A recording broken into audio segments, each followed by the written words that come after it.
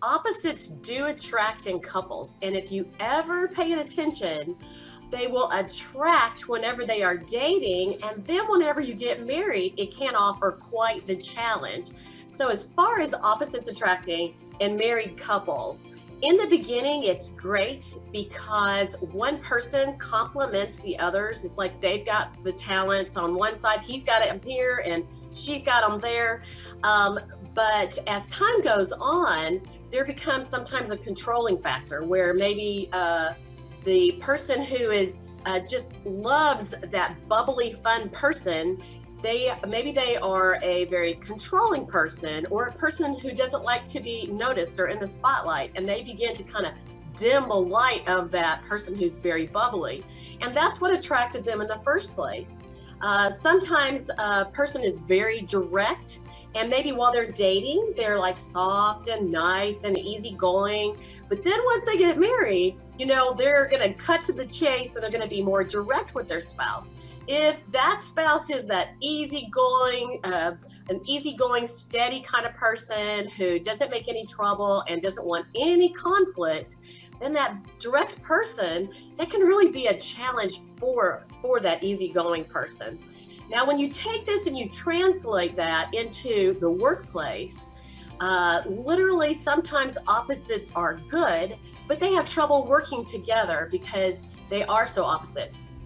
One of the things that can be opposite is literally their speed. One person may take a long time to make decisions and they're a little slower in their decisions. They want to gather all the facts and they want to take their time. They don't want to be pushed or pressured. And then the other style may be very fast and they get tired of waiting on the other person, or they want to move along, or they have ideas quickly.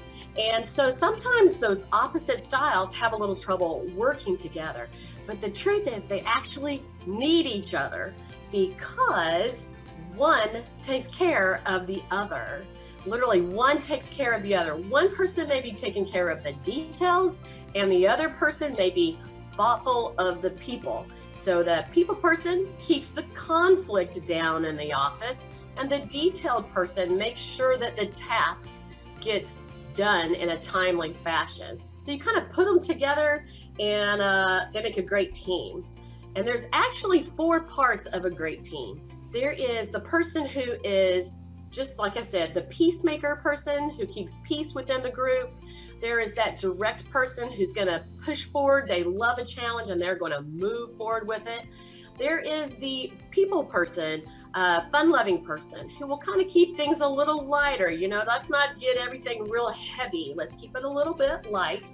And then the 4th part of that quadrant of the team is that detailed person who researches everything, but they got to have time when they're making decisions.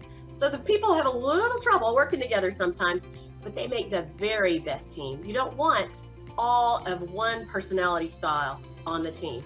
And when you take that back to a married couple or a couple that's engaged or dating, you don't want 2 people that are just fun loving because they might not ever get the bills paid, right?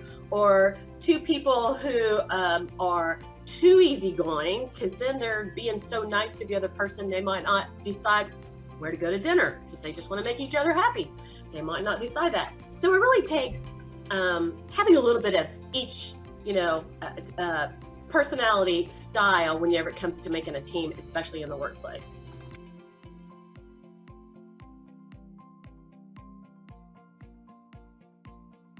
For instance, I am a high I personality, and I will say I've been married, I always hate to say this, 41 years, and my husband is that steady, easygoing personality style. So the high I is your fun-loving person, and the S, which my husband is that easygoing person. And that is such a great combination. I was very fortunate because I didn't know all that back in the day whenever I decided to get married. But it happens that S, easygoing S, is a personality style that always wants to make the other person happy.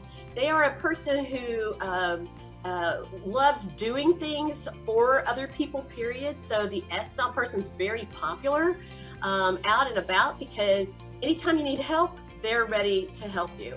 So anytime I need something done, he always steps in and gets that done. Now I'll say on my side, the high I, fun loving, that I make sure that he doesn't work himself to pieces. So I make sure we go on vacation and we do something fun every so often so that we don't just become a boring old couple who doesn't know how to have fun.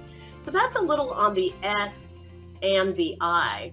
Now, when we think about the opposites that we talked about, the one style person, which is the C, and I'll give you it is D, I, S, and C, and that is DISC, and that's the personality styles. I don't think we mentioned that today. The C style person is so detailed and they don't like to be around a lot of people. So if they engage with an opposite person, like my high I, and I like to be around people, then that's where you get a lot of conflict with opposites. So you can see how, people person or a very task person, because literally some people love to be in a crowd, love to be at the party, and then other people had just rather be by themselves. And so when you get the two opposites in that direction, they might not like going on vacation together, or they might not like the same things. And so if they're not willing to give, like that S personality, like my husband, who is able to say, well, I'm thinking about you and not just about me. And with that, I could say just that. If we learn as a couple or as a team in the workplace to not think about ourselves quite so much and to think about the other persons and how I can help them, then that surely helps everybody get along better.